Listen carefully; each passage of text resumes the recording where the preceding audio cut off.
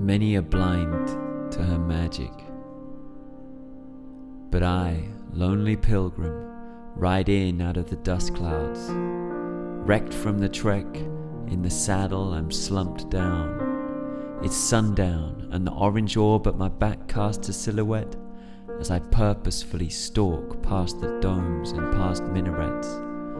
The monasteries, the spires of the churches, the cathedrals, the casinos, the bonfires, the hearses, the circuses, the businesses, the shrines, the workers, the statues, the avenues, the finite circuits, to arrive further towards the sight which inspires my higher purpose, an altar before which I falter before falling in divine service. None of the teachings of the preachers effectively entered my mind's furnace, nor did any wealth tempt me more seductively than this siren's urgings. But some ignore her magic. This goddess lightly purring with feline grace and strokable fur which resulted in one of her many names. And many are the men who have attempted to tame this lioness which resides twixt the legs of their lover's frame.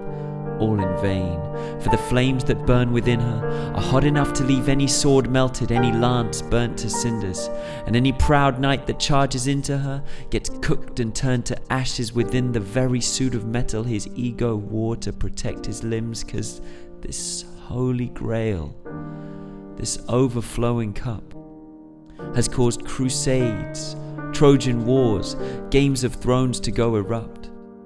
As misguided men saw the overwhelming potency of such a goddess and wanted her so much, they were totally overwhelmed with lust, and they couldn't see it was magic.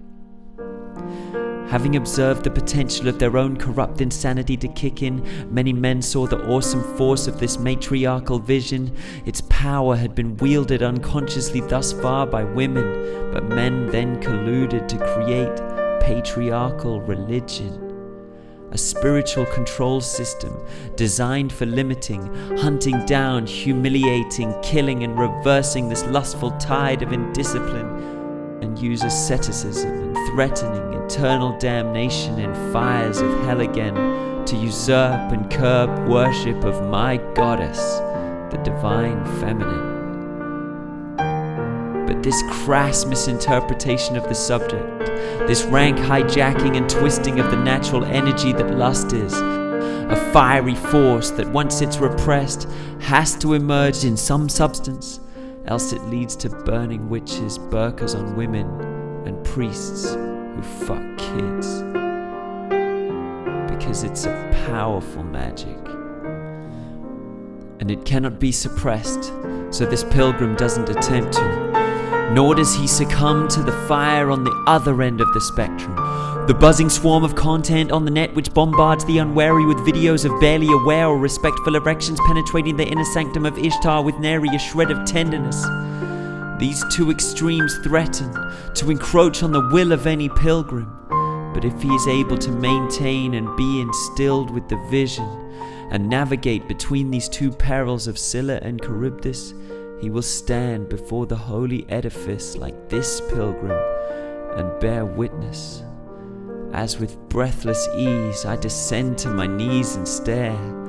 Finally arrived in the lair, I can kneel in prayer, as two bended knees form the two steeples in the air of the only cathedral of which I'll ever need to be aware. And many insist that it's not magic. Incomprehensible the timeless vortex of truth that this goddess's eye all-seeing views. She's been worshipped since time immemorial too, before we saw the light of the orb of the moon, before the sunlight formed into view, when we still record the time we all crawled forth from the primordial soup. Throughout, she's provided a profound praxis, enshrouding and resounding through a boundless axis.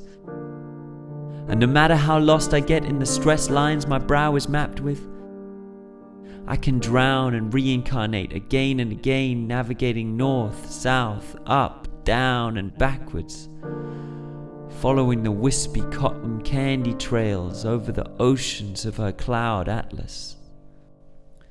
But some still can't see that it's magic. And no matter where I've gone in the day, I'm back home in the evening. No matter how many boardrooms I go to for meetings, no matter where I roam, what I'm seeking in the half-light of the dawn draws me towards her aroma that's sweetening. I, lonely pilgrim, nuzzle into the folds of Elysium, breathe in with glistening nose like a golden retriever, then begin to lap in her lap with the hunger awoken with fever, delicately exploring this knowing delirium. This goddess rescues me from my dark chasm.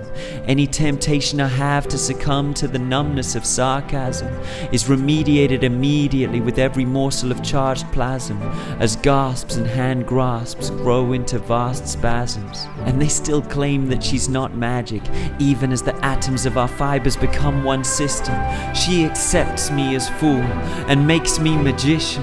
She, high priestess, becomes empress high above us, while I, emperor, become hierophant, and we entwine as lovers, gripping the reins of this chariot, feeling adjustments, turnings. We are absorbed in reflection for a momentous moment, just as hermits, feeling the churning of the wheel of fortune, dust to dust, civilizations to ashes and back again, lust to lust. I am hanged man, forlorn, awaiting the depths of death, le petit mort. She is art, and we detect the devil's breath as the tower we've built is increasingly charged, but is struck down before its height reaches the star.